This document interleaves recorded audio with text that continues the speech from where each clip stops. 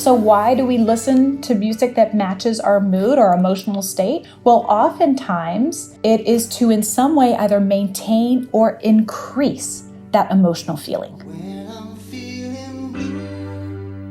Sometimes maybe we're down and we want to feel in that sad state a little bit longer, kind of process through that feeling. It isn't always beneficial. People might be feeling sad and they listen to music that's sad, and instead of actually discharging their sadness or coming to terms with it, they just are kind of nursing that feeling and pouring salt on the wound.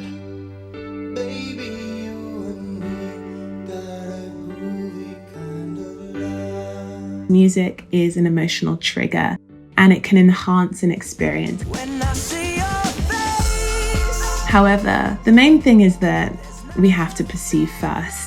Then there's this sort of hierarchical cascade of cognitive mechanisms that lead to meaning and emotion. What's our goal? We want to either increase that feeling, increase its intensity, we want to increase how long it lasts, or we want to just stay in that feeling state for a bit longer.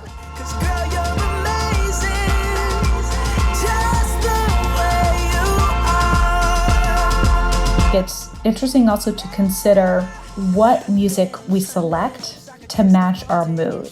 There's a really interesting system in the brain called the mirror neuron system. And this is the basis, scientists think, for what's described as emotional contagion, which is the ability to catch an emotion.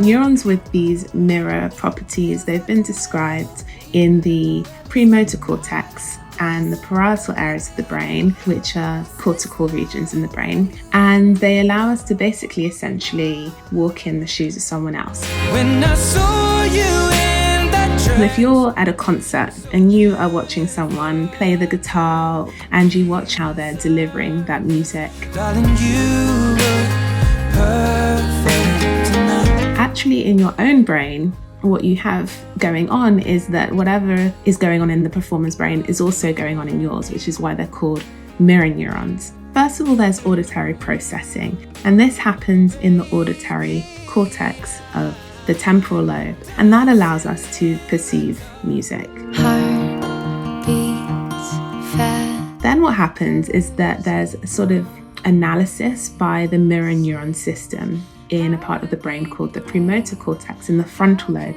Then we have emotional awareness in a part of the brain called the anterior insula, and that allows the mirror neuron system to connect to the limbic system. The limbic system is associated with emotion and includes the amygdala, which is involved in the fear response, the hippocampus, which is involved in memory, the hypothalamus, which is involved in our autonomic responses, like for example when we feel chills in response to music. When everything's made to be broken, I just want you to know who I am. And another part of the brain called the cingulate cortex. And so that allows this kind of shared recruitment of neural mechanisms in both the sender, so the person producing the music, and also the perceiver of the music.